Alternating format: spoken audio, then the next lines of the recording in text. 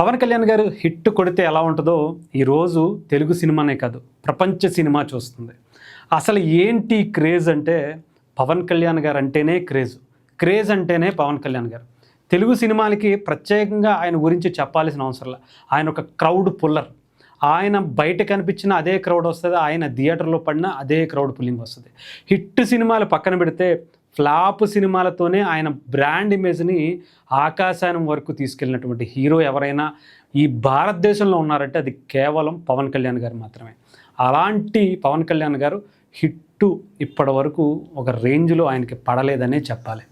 నిజంగా చెప్పాలంటే ఓజీతో ఆ full fledged full meals full biryani అంటారు కదా, అది దొరికితే ఎలా ఉంటుందో అంత ఆకలి మీద ఉన్న పవన్ కళ్యాణ్ గారి ఫ్యాన్స్ అందరూ థియేటర్ మీద దండయాత్ర చేస్తే ఎలా ఉంటుందో ఓజీకి మనకి చూపించారనే చెప్పాలి. అంటే గతంలో చాలా సినిమాలు ఉండొచ్చు, చాలా సినిమాలు పవన్ కళ్యాణ్ గారి హిట్లు కొట్టుండొచ్చు, కానీ ఓజీ లెక్క వేరు, ఓజీ రికార్డ్సే వేరు.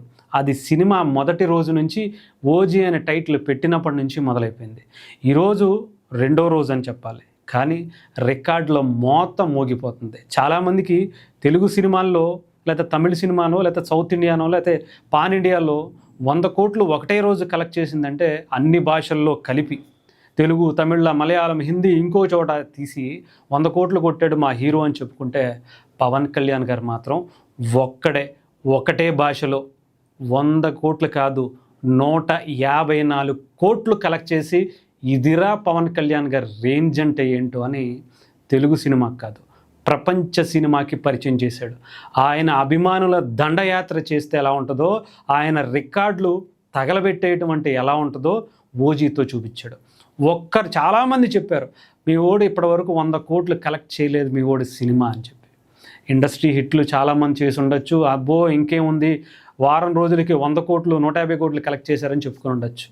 కానీ పవన్ కళ్యాణ్ అనే వ్యక్తి హిట్ కొడితే ఎలా ఉంటుందో, ఇండస్ట్రీ హిట్లు కాదు, ఇక్కడిక్కడ హిట్లు కాదు, కొడితే ఒక రేంజ్లో కొడతాడు. అదే ఈరోజు ఒక్కరోజు కలెక్షనే 150 కోట్లు దాటిందంటే ఆయన మీరు ఊహించండి రెండో రోజు కలెక్షన్ ఎంత ఉంటుందో, మూడో రోజు కలెక్షన్ ఎంత ఉంటుందో మనం ఊహించాల్సిన అవసరం లేదు. శనివారం ఆదివారం పండగలు వరుసపెట్టి వచ్చాయి, ఇక మీ ఊహకే అందదు పవన్ కళ్యాణ్ గారి రేంజ్ ఏంటో. ఇకపోతే తెలుగులో ఓకే, తెలుగు సినిమా అంటే ఆయనకి ఒక గుండెల్లో పెట్టుకుంటారు, ఆయన అభిమానం వేరు. ఎంతమంది హీరోలు ఉన్నా పవన్ కళ్యాణ్ గారి ఆ స్థాయి వేరనే చెప్పాలి. కానీ తెలుగు పక్కన పెడితే తమిళ్లో కూడా మల్టిపుల్ షోస్ పెరుగుతున్నాయట, కన్నడలో కూడా మల్టిపుల్ థియేటర్స్ పెరుగుతున్నాయట.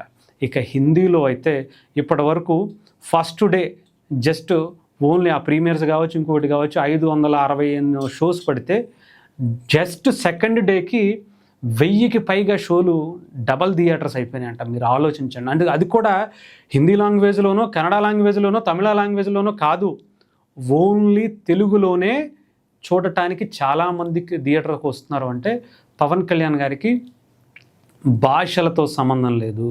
అభిమానులంటే ఎలా ఉంటారు, పవన్ కళ్యాణ్ గారి ఫ్యానిజం అంటే ఏంటో చూడాలి అనుకునే వాళ్ళు ఈ సినిమాని చూసి ఎంజాయ్ చేస్తున్నారంటే మీరు ఆలోచించండి. ఆయనంటే ఎవరైనా సరే ఎలా గుండెల్లో పెట్టుకుంటారో అది ఆయన థియేటర్ మీద ఆయన థియేటర్లో ఆయన స్క్రీన్ మీద కనపడితేనే కాదు, ఆయన ఏది చేసినా సరే సెన్సేషనే. ఆయన ఏది మాట్లాడినా కూడా దేశం కోసం ప్రజల కోసం ఒక నిజాయితీగా నిలబడితే ఎలా ఉంటుందో అలా చూసినటువంటి ఒక ప్రతిరూపంగా మనం చూస్తాం. అలాంటి వ్యక్తి తాలూకా ఒక సినిమా పడింది అంటే మనం ప్రత్యేకించి చెప్పాలా? నిజంగా చెప్పాలంటే తెలుగు సినిమా ఇలాంటి హిట్ని చూడలేదనిపిస్తుంది, తెలుగు సినిమా ఇలాంటి ఆరాని చూడలేదనిపిస్తుంది. తెలుగు సినిమానే కాదు, ఇప్పుడు ఇండియన్ సినిమా కూడా పవన్ కళ్యాణ్ గారి రేంజ్ని ఇప్పటి వరకు చూడలేదు. ఈ సినిమాతో చూడటమే కాదు రికార్డులు తరగబెట్టేసి ఇంకొక రేంజ్కి వెళ్ళిపోయింది. అది పవన్ కళ్యాణ్ గారి రేంజ్.